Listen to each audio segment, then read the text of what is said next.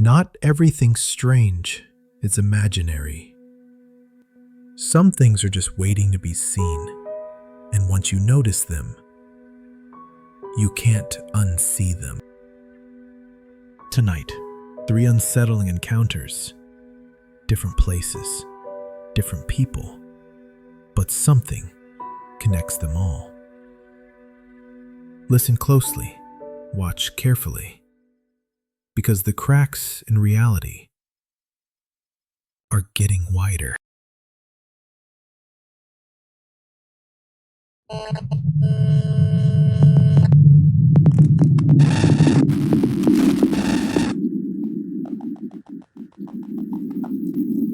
Ever had a moment where time didn't feel right? Like everything paused or shifted just for a second? You blink and suddenly something's changed. A familiar place looks wrong. A stranger knows your name. You lose time. You tell yourself it's nothing. A tired mind, a coincidence. But what if it's not? Tonight we dive into real stories sent by people who experience something they can't explain. No ghosts, no monsters, just reality breaking its own rules.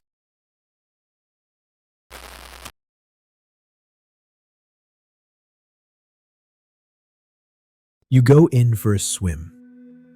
The air is still. The world is quiet. But when you return to shore, something's off, and you can't explain why.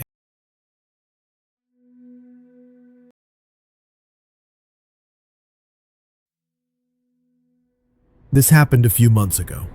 Still don't know how to talk about it without sounding insane. But I swear to you, I was sober, and it happened exactly the way I'm about to tell it. It was a weekend camping trip.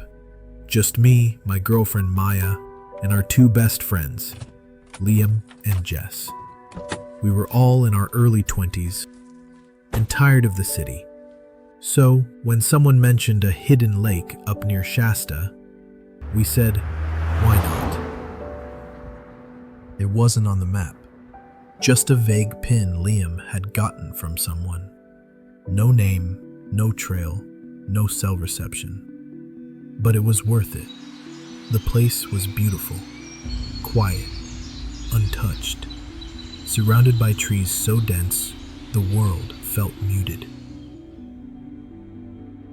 We set up camp right near the water, maybe 200 meters from the edge, lit a fire, roasted marshmallows, cracked a couple beers. I didn't drink. I'm a swimmer, open water, triathlon type. I like to stay sharp. And that night, under a stupidly bright full moon, the lake looked perfect, like a mirror. So I stood up and said, I'm going in. They all told me I was crazy, too cold, too dark, but I wasn't gonna pass up the chance. I left my clothes folded on a flat rock, walked straight in. The water was surprisingly warm, still, clean. It felt incredible, like floating in light. I've done hundreds of swims, but nothing ever felt like that. I swam out, floated for a while, then turned back. Probably 10, 15 minutes total. But when I stepped out, my clothes were gone. I looked around, confused but not panicking. Maybe the wind, a prank. I walked back up the small incline to our camp. Except, it wasn't there. No fire, no tent, no gear, nothing.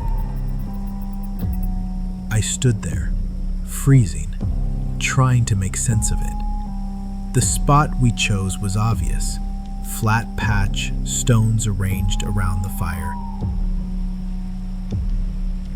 But now, it was just forest, like no one had ever been there. I yelled their names, over and over. No response. And that's when I noticed something that still gives me chills. The trees, they looked different, taller, older, like they'd been growing untouched for centuries. The branches hung lower, the trunks were wider. The air felt heavier. Something was wrong. I ran back to the lake, and that's when I saw it. My footprints. They only led away from the water, none coming towards it. Like I'd never walked in at all. My brain just short-circuited. I couldn't process it. I sat there, shivering, just in my swim shorts. No fire, no clothes, no way to call anyone. I was freezing. My skin was numb, my breath shallow. And then I remembered how warm the water had felt. Strange, right? Warmer than the air, almost comforting. So I stood up, teeth chattering, and walked back in. The warmth wrapped around me like a blanket. I let myself sink, just for a second. Dunked my head under. It felt safe, familiar, like the only thing that still made sense. When I came up, my clothes were back, folded, on the rock. I scrambled up the trail, and there it was, the camp, the fire. Liam laughing at something Jess said. Maya looking up and waving at me. Everything normal. Dude, what took you so long? Liam called out. You were gone like 15 minutes? I didn't answer. I just sat down by the fire, still soaking wet, heart pounding. For me, it had felt like nearly an hour. I told them what happened. They thought I was messing with them. Even Maya didn't take it seriously. But I wasn't joking. And I've never been able to forget it. A couple months later, I couldn't let it go. I started digging online. Folklore, missing persons, forest stories. Most of it was garbage. Then I found this old post buried on a weird forum about thin places where reality glitches. One guy wrote about a lake near Shasta. No name, no trail. He said it was sacred to the local tribes. And then there was this line. The lake was worshipped as a place of passage. One day, the whole village vanished. No remains, just gone. No proof, just legend. But I didn't need proof, because I was there, even if it was just for 1 hour. I was somewhere else. And here's the part I haven't told anyone. I've had this feeling ever since. A strange pull. Like I need to go back. Alone. On a full moon. But deep down, there's this other feeling too.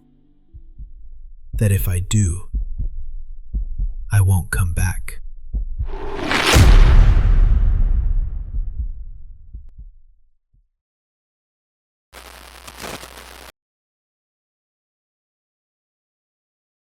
What if that lake wasn't a place, but a passage? And it let him come back just once. But next time, who knows? Maybe it won't. Imagine, it's late, you're tired, just another ride home. Until you open your eyes and you're somewhere else. Somewhere that doesn't feel forgotten. Just hidden.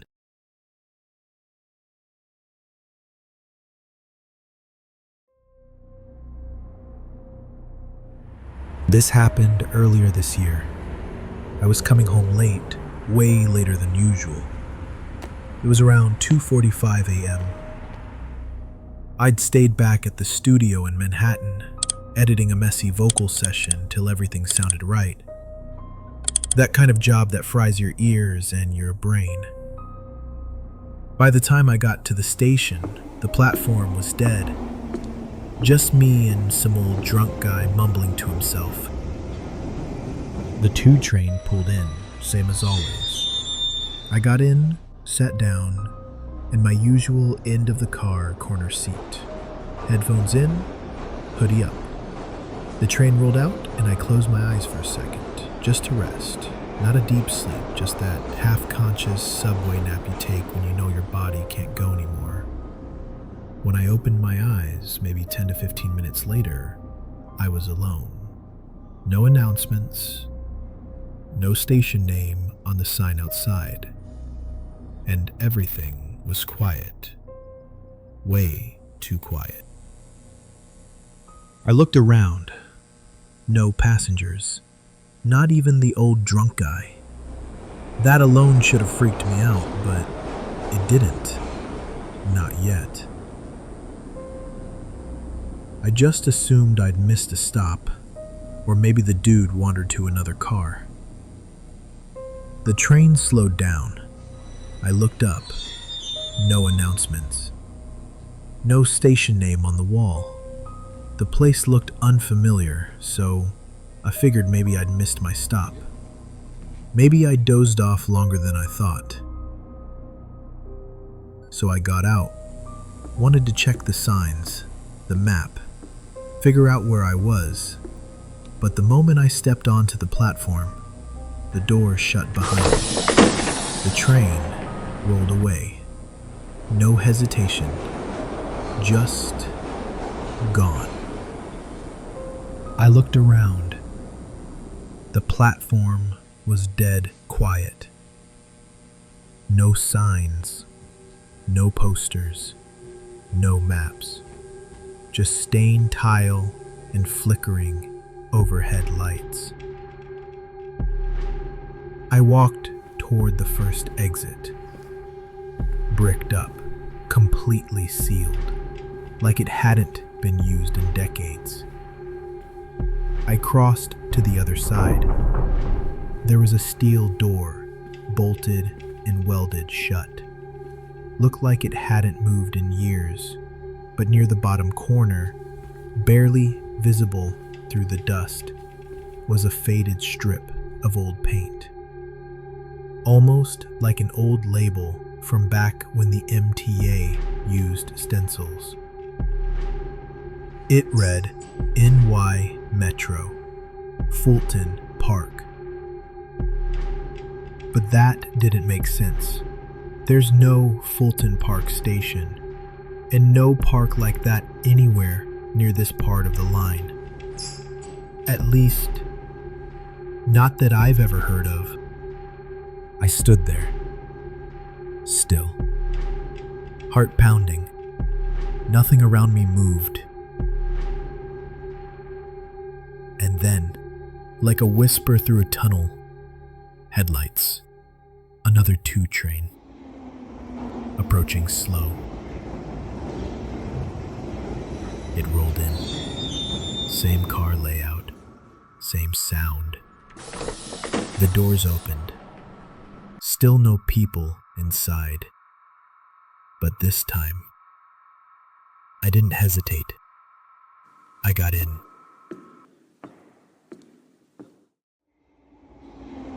The train started moving.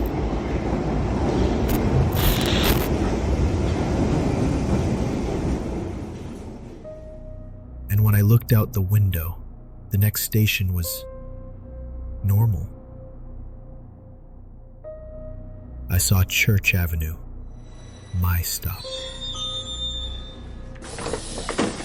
The doors opened. I stepped out. Still no one in my car. But through the glass in the next car over, I saw a person. Back turned, sitting completely still. I walked home in silence. No idea what just happened. No proof anything happened at all. I went straight to bed. Didn't tell anyone. And honestly, I started to think maybe it was a dream. A stress thing. Too much audio, too little sleep. About 3 months later, I was editing a podcast at the studio. Just background stuff, cleaning up the audio. The hosts were talking about weird NYC subway stories, half serious, half joking. And one of them says, "Yo, there's this legend, some old abandoned platform, supposed to show up randomly, like a ghost station. I think it was called Fulton Park or something." I froze. They laughed it off, like, "Yeah, right." Said if you ever see it, it means the Matrix is glitching. They didn't know it, but they described it perfectly. The cracked tiles, the silence, no signs, no way out. I didn't say a word, just sat there, listening. Still not sure if it happened, but I'll never take that nap again.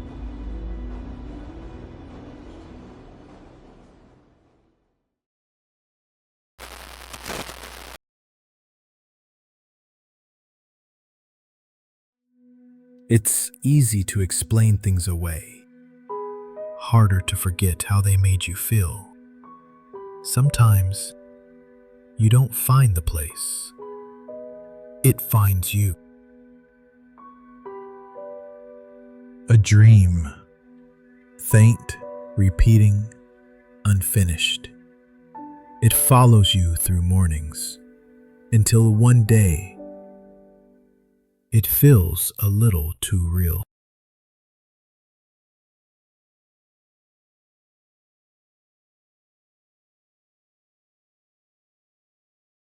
The dream started maybe 2 years ago.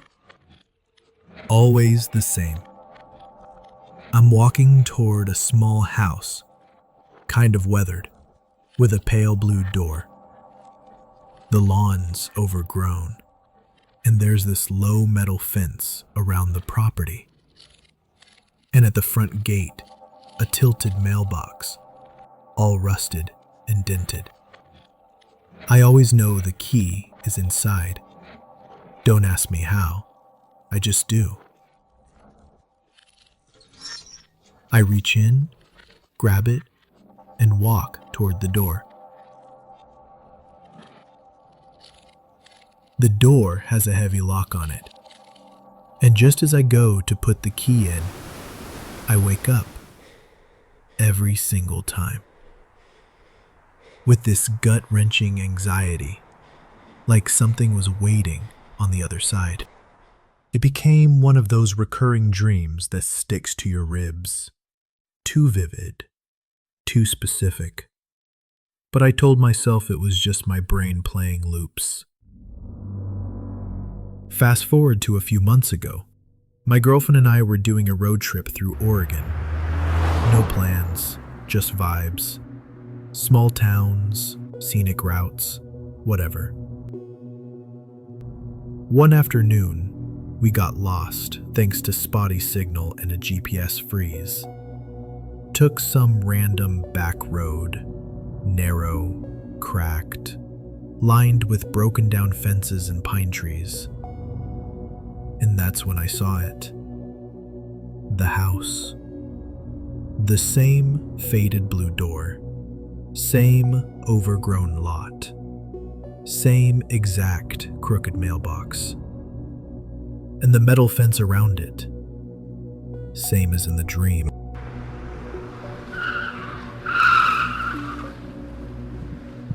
I pulled over, hard. My heart started beating faster. "You okay?" my girlfriend asked. I've dreamed about this place," I said. She thought I meant it looked familiar, but I meant I had been here before, over and over. There was no driveway, no signs of anyone living there, just the house, quiet and still. The fence was knee-high and bent in one spot. I told her I was going to check it out. She stayed in the car, didn't feel good about hopping fences, and the street had a sketchy, forgotten vibe. I stepped over. Each step toward the house made my chest feel tighter. My mind was spinning, but my body just moved, like it already knew the route. Then I saw the mailbox. Same tilt, same rust. And that question hit me like a punch. What if the key is actually there? That couldn't be a coincidence. I hesitated, but my hand reached in, automatic, like it had done it before, because it had, in the dream, and the key was there. It was real, cold, heavy, exactly the same shape. I felt this electric chill, a mix of evil, horrific fear and adrenaline excitement. Part of me wanted to drop it and run, but my hand just kept moving. I started walking toward the door, exactly like in the dream. Same distance, same lock.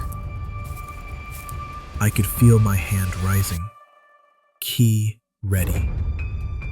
And then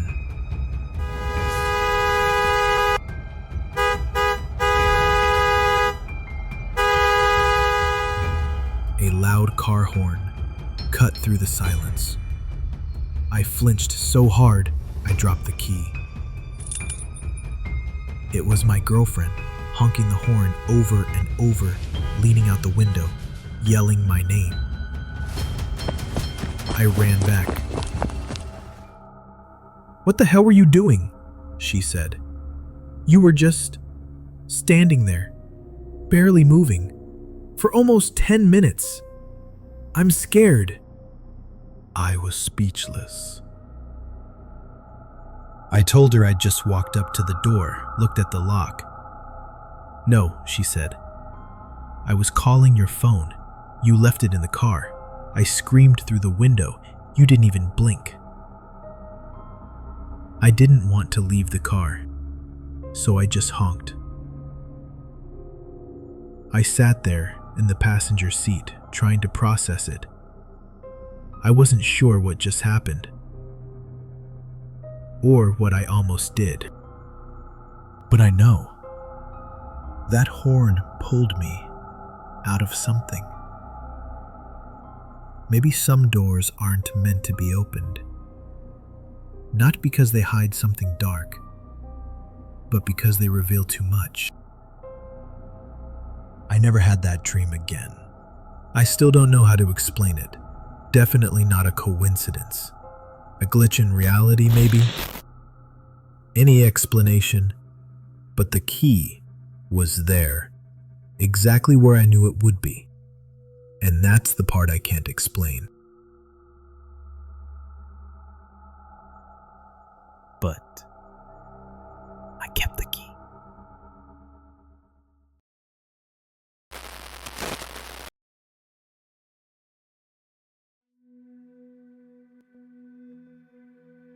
We all dream, but sometimes the dream is waiting, and the only way back is through a door you've already opened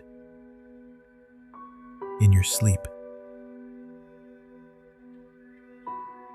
A lake that erased the world for an hour. A station that shouldn't exist. A house that waited for someone to return. There are places you pass by every day, moments you don't think twice about. But then, something slips, just for a second, and you're not sure what's real anymore.